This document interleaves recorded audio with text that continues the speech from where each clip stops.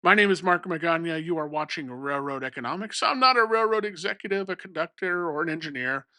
For the last 30 years or so, I've analyzed securities and commercial real estate, and this channel is where I look at the railroad industry through my investor lens, if you will.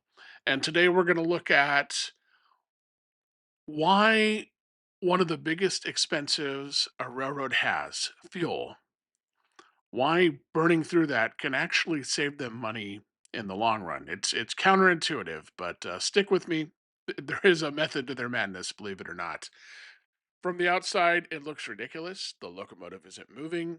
A lot of times there are not even any freight cars attached. The crew, maybe they're in there waiting, maybe they're off somewhere else, and the engine is just sitting there running.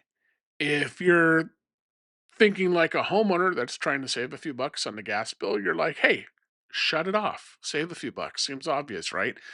But railroads, they don't think like homeowners, they think like businesses. A modern freight locomotive isn't your pickup truck. You're talking about a machine that can cost several $1 million, and it's designed to move thousands of tons, sometimes over mountains. It's designed to operate in below zero temperatures as well as temperatures well over 100 degrees. Shutting it down isn't as simple as just turning the key. Every start puts wear and tear on expensive components like starter systems, batteries, and the engine itself. If the locomotive is only going to sit for an hour or so, a couple hours, repeatedly shutting it down and restarting it is actually going to cost more money than just letting it sit there and idle. Already, we're thinking in terms of economics instead of fuel alone. Railroads don't make money by owning locomotives. You got to remember that. They make money by moving freight. Every minute a locomotive is unavailable because it won't restart, or needs a mechanic, or delays a train crew, it creates costs that can dwarf the fuel burned while idling. A delayed train can mean missed connections, customer complaints, crew overtime, and network congestion. In other words, saving $100 in diesel fuel isn't much of a victory if it's creating thousands of dollars in operational costs. Winter adds another layer to this. And this is, I'm no diesel mechanic, but if you're not familiar with diesels, we're going to get into that just a little bit here. Diesel engines, the lubricants, the coolant, the air systems, they all perform better when it's a bit warmer. On older locomotives, especially those all those old EMDs out there, shutting an engine down in freezing temperatures increases the risk that it might not restart when they need it. Imagine dispatching a freight train only to discover the locomotive refuses to start. Now you've tied up crews, delayed shipments, possibly blocked traffic across your network. Again, the railroad isn't comparing fuel costs to zero, it's comparing fuel costs to the cost of failure. Now, this doesn't mean railroads simply let everything idle forever. There are limits. Modern locomotives are much smarter than they used to be.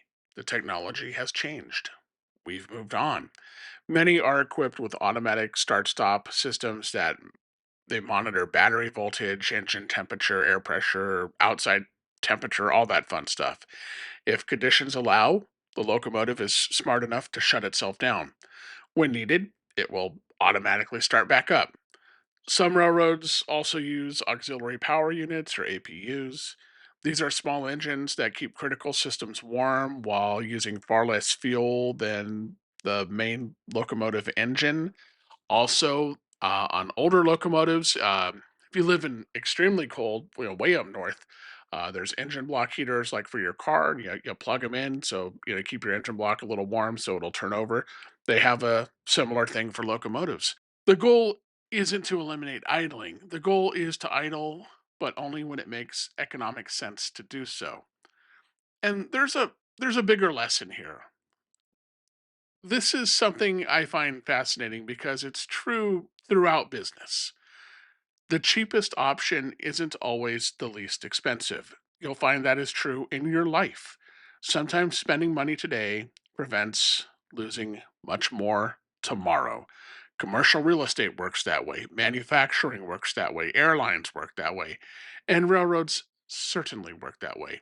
Looking only at the fuel bill misses the bigger financial picture.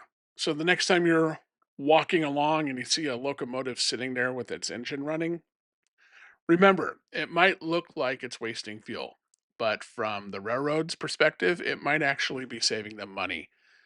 And that's what railroad economics is all about. I hope you enjoyed this video. I would really appreciate it if you would like and subscribe.